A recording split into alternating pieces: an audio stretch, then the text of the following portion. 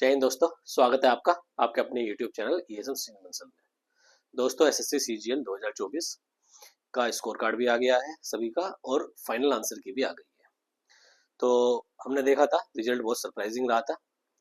तो अभी score card और फाइनल आंसर की आने के बाद क्लियर हो गया है कि क्या क्या झोल हुआ है।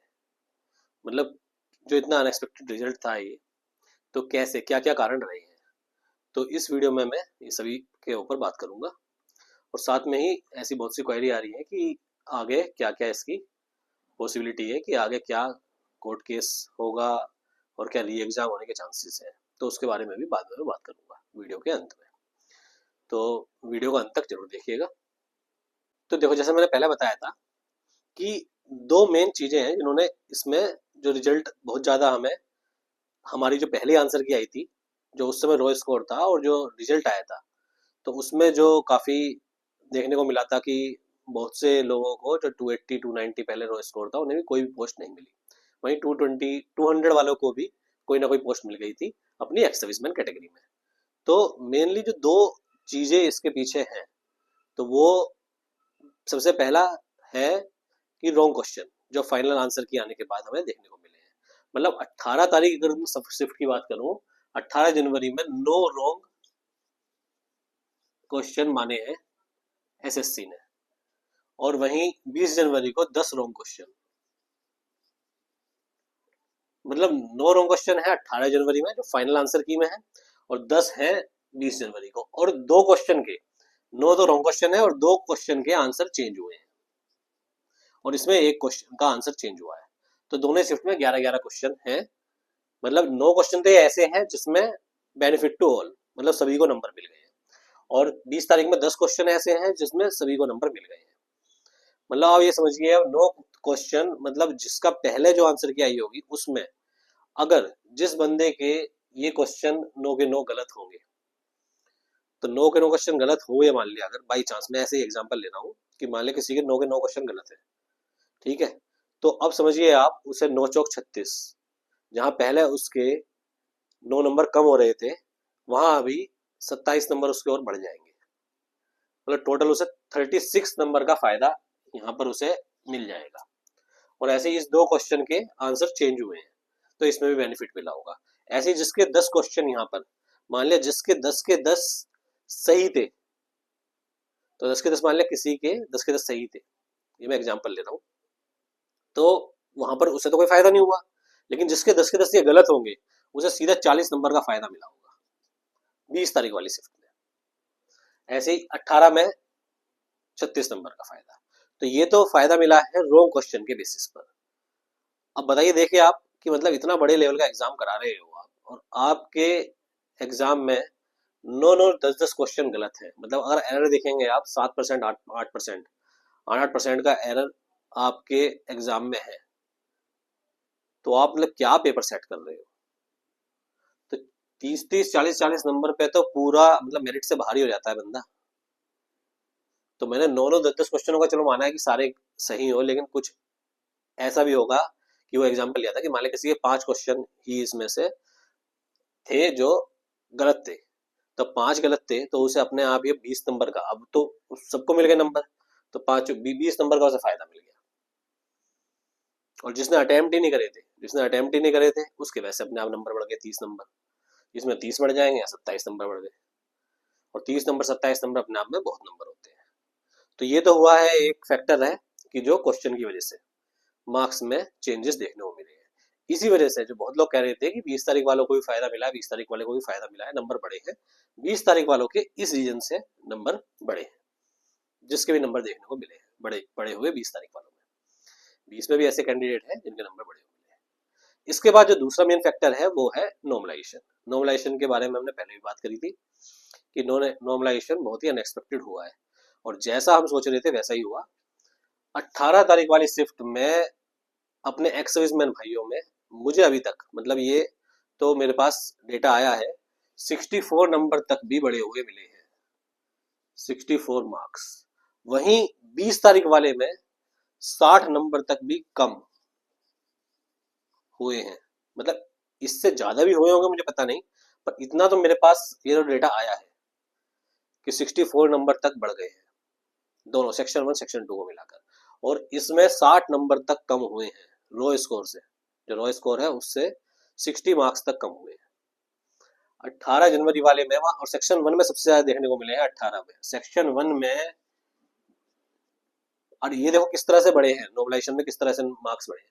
मान लिया किसी के 110 नंबर आ रहे थे, ये मैं आपको एग्जांपल दे रहा हूँ, 110 नंबर ऐसा था कैंडिडेट कि 110 नंबर आ रहे थे लो स्कोर सेक्शन 1 में आउट ऑफ 180, उसके नंबर बढ़कर हो गया 140।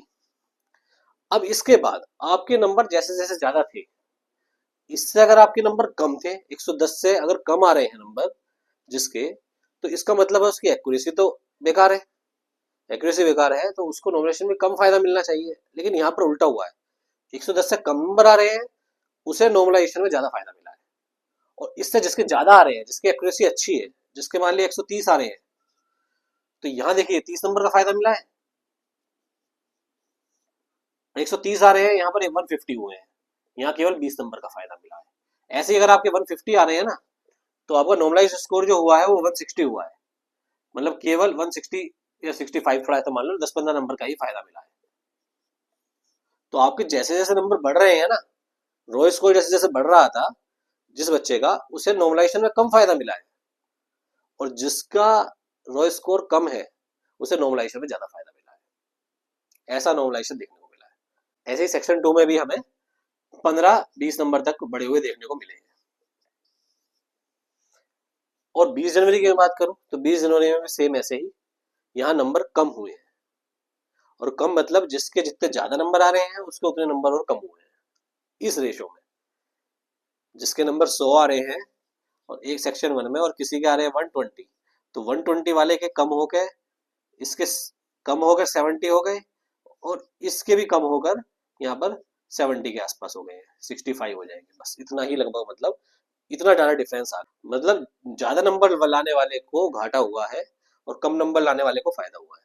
तो अपने आप देखिए कितना अंतर आ जाता है यार, 60-60 नंबर का आप नॉर्मलाइजेशन में, चलो बढ़ा रहे हो, बढ़ गए हैं, ठीक है, नंबर बढ़ गए कि पेपर टफ था, ये रीजन मान ले, वो नंबर बढ़ा दिया आपने, लेकिन पेपर इतना आसान भी नहीं था यार कि आपने जो 60 नंबर कम कर दिए, सीधा 60 नंबर कम करना। तो ये सारा नॉर्मलाइजेशन का खेल हुआ है। अब लेकिन मैं आपको पहले भी यही चीज बोली थी कि नॉर्मलाइजेशन में होता है ऐसा, नॉर्मलाइजेशन में ऐसा पहली बार नहीं हुआ है, ऐसा पहली बार नहीं हुआ है। और एसएससी में तो 2019 में इससे भी गंदा नॉर्मलाइजेशन हुआ था। अब मैं बात करता हूँ 2019 एग्जाम की। 2019 एग्जाम में आप विश्वास नहीं करेंगे, उस समय पुराने पैटर्न का एग्जाम होता था कि टीयर 2 में इंग्लिश और मैथ 2 सेक्शन होते थे, क्वांट 200 नंबर का और इंग्लिश भी 200 नंबर का। तो 2019 में नॉर्मलाइजेशन की बात करूं मैं, तो देखो वहां पे जैसे 16 नवंबर 18 नवंबर 2019 में ऐसे एग्जाम था। तो 16 नवंबर वालों को जहां क्वांट सेक्शन में जिसके 50 मार्क्स थे, उसके 155 मार्क्स तक हो गए। वहां पर आप ये समझिए 200 में से, किसी के 200 में से जो 200 नंबर ले आया था, उसके नंबर बढ़कर 250 नंबर हो गए थे, मतलब नॉर्मलाइज करके 200 में से 250 नंबर, ऐसा नॉर्मलाइजेशन हुआ था, और 100 नंबर बढ़े थे। वही 18 तारीख वाले को जिसके नंबर मान लिया 45 नंबर थे, उसके -450 नंबर, किसी के 65 नंबर थे, उसके -500 नंबर, ऐसे भी नंबर, मतलब समझो -600 नंबर नॉर्मलाइजेशन में कम हुए हैं। तो ये तो नॉर्मलाइजेशन कुछ भी नहीं है इसके आगे। आप खुद देखो, -600 मतलब -500, आप ये जाके चेक कर सकते हैं 2019 वाला, ठीक है, मैं ऐसे नहीं बोल रहा हूँ ये। और इस पर ही कोर्ट का स्टे भी लगा था, कोर्ट का स्टे लगा था इसके ऊपर, क्योंकि इतना गंदा नॉर्मलाइजेशन हुआ था, तो इसके बाद बहुत ज्यादा बवाल मचा था, और जिसके बाद कोर्ट का स्टे लग गया था इस रिजल्ट के ऊपर। लेकिन कोर्ट का क्या वर्डिक्ट आया, 2 साल बाद कोर्ट का वर्डिक्ट आया जो एसएससी के फेवर में रहा, स्टूडेंट के फेवर में नहीं रहा जिन्होंने केस किया था, ठीक है। तो नॉर्मलाइजेशन के ऊपर अब इसी के ऊपर बात कर रहे हैं हम कि कोर्ट का स्टे लगेगा नहीं लगेगा, री एग्जाम होगा या नहीं होगा। तो यहाँ देखो कोर्ट के स्टे के ऊपर मैं बोलूँ, बवाल तो मचा हुआ है, ठीक है, काफी ज्यादा लोग इसके सपोर्ट में आ गए हैं, बड़े बड़े ट्यूटर्स इसके सपोर्ट में आए हैं, न्यूज़ चैनल पे भी इसके बारे में बात हो रही है। तो कोर्ट का स्टे लगने की उम्मीद है पूरी कि कोर्ट का स्टे लगेगा। लेकिन आज तक कई बार ऐसा हुआ है एसएससी के रिजल्ट को लेकर कोर्ट का स्टे लगा है, लेकिन आज तक कभी भी एसएससी के अगेंस्ट में डिसीजन नहीं गया। और नॉर्मलाइजेशन को लेकर तो ये तो देखो एल्गोरिथम है, तो इसके ऊपर तो कुछ फायदा नहीं मिलने वाला। हाँ, बस आपको फायदा मिल सकता है तो जो लॉन्ग क्वेश्चन वाला जो क्राइटेरिया है इसके ऊपर कुछ हो सकता है, जो मुझे उम्मीद है ना। नॉर्मलाइजेशन के ऊपर तो मुझे नहीं लगता कुछ होगा, इससे गंदा नॉर्मलाइजेशन क्या ही है, ये तो कुछ भी नहीं है इसके कंपेयर में। तो जब इसी में कुछ नहीं हुआ तो इसमें क्या ही होगा नॉर्मलाइजेशन को लेकर। लेकिन हाँ, जो ये एरर है ना, ये जो रॉन्ग क्वेश्चन का है, तो ये कहीं मैं पढ़ भी रहा था कि दिल्ली हाई कोर्ट का वर्डिक्ट था कि अगर 5% से ज़्यादा रॉन्ग क्वेश्चन है तो उसमें री एग्जाम के चांसेस रहते हैं। तो अगर उसे ग्राउंड बनाकर केस जाता है तो कुछ उम्मीद लगा सकते हैं कि कुछ हो जाए। पर अगर मेरी बात मानो आप, तो देखो जो होना था वो हो गया। मैं एक्स सर्विसमैन भाइयों की बात कर रहा हूँ अपने, तो अपने भाइयों का सिलेक्शन हुआ है जिनका, तो अच्छी बात है उनके लिए। तो देखो मेहनत तो सभी लोग कर रहे हैं। बुरा मुझे ज़्यादातर उन लोगों का लग रहा है जो 290 300 लाकर भी कोई पोस्ट नहीं मिली, या जो इंस्पेक्टर पोस्ट के लिए एलिजिबल था उसे अकाउंटेंट या टैक्स असिस्टेंट मिल रही है। वहीं ऐसे भी कैंडिडेट है, मैं नाम नहीं बताऊंगा, कि 250 मार्क्स थे और उसे इंस्पेक्टर की पोस्ट मिल गई है अपने एक्स सर्विसमैन में। तो नाम तो मैं नहीं बताऊंगा, पर ऐसा भी है। और 200 वाले को पीए की पोस्ट मिल गई है। तो अब ठीक है, किस्मत है भाई, यहाँ पर उसकी उनकी किस्मत ने काम किया और उन्हें मिल गई पोस्ट। जिनका नहीं हुआ है, देखो दुख की बात तो है, और इतनी मेहनत करने के बाद, इतना अच्छा नंबर लाने के बाद भी अगर जब नहीं होता है तो बुरा तो लगता ही है। लेकिन अपने हाथ में कुछ नहीं है। केस मैं बताया आपको कि कोर्ट में जा रहा है, पूरी उम्मीद है कोर्ट में जाएगा केस, तो जो डिसीजन आना होगा आ जाएगा। आप लोगों को बोलूँगा मैं, आपकी सेकंड इनिंग है तो टाइम ज़्यादा ख़राब मत करिए। एसबीआई का एग्ज़ाम आ रहा है, मेंस का एग्ज़ाम, तो उसके लिए ज़्यादा टाइम नहीं है अभी। इसके बारे में ज़्यादा सोचकर कोई फ़ायदा नहीं, तो अपना उसी की तैयारी पे ध्यान दीजिए थोड़ा। और नॉर्मलाइजेशन ऐसा नहीं है, ये एसएससी में ही ऐसा हुआ है, आरआरबी में भी बहुत पहले ऐसा नॉर्मलाइजेशन देखने को मिला है। 2021 के एग्ज़ाम में मिला था देखने को। जो पुराने लोग हैं जिन्होंने एग्ज़ाम दिया होगा वे जानते होंगे। तो नॉर्मलाइजेशन ऐसा ही होता है। तो इसीलिए मैं सबको बोल रहा था एक चीज़ कि भाई आपके नंबर कितने भी आ रहे हो, पोस्ट आपकी जो आपकी रिक्वायरमेंट है उसके हिसाब से आप पोस्ट भरिएगा। पता नहीं किसको क्या पोस्ट मिल जाए, एसएससी अनएक्सपेक्टेड है। इस पर जो भी फैसला आएगा, जो होना होगा, वो आप लोगों को पता चल ही जाएगा। और मैं इसके ऊपर क्या ही बोलूँ, तो ज़्यादा इसके ऊपर क्वेरी करने का भी कोई फ़ायदा नहीं है। और जिसका नहीं हुआ है वे अगर सोच रहे हैं कि हाँ कुछ क्या आगे प्लान क्या कर सकते हैं, क्या होना है, अगर उन्हें फिर भी इच्छा है तो ट्विटर पे भी कैंपेन छिड़ा हुआ है इसके अगेंस्ट में, तो वो जा सकते हैं। तो काफ़ी बड़े बड़े टीचर इसके सपोर्ट में आए हैं, तो आप जाइए उन्हें सपोर्ट कर सकते हो, ठीक है। और बाकी अपना एसबीआई की तैयारी पे भाई फोकस कीजिए, मैं तो इतना ही बोल सकता हूँ। तो उम्मीद है आपको कि क्या हुआ है एग्ज़ाम में, कैसे रिजल्ट इतना अप डाउन हुआ है वो क्लियर हो गया होगा। तो मिलते हैं अगली वीडियो में। धन्यवाद। जय हिंद।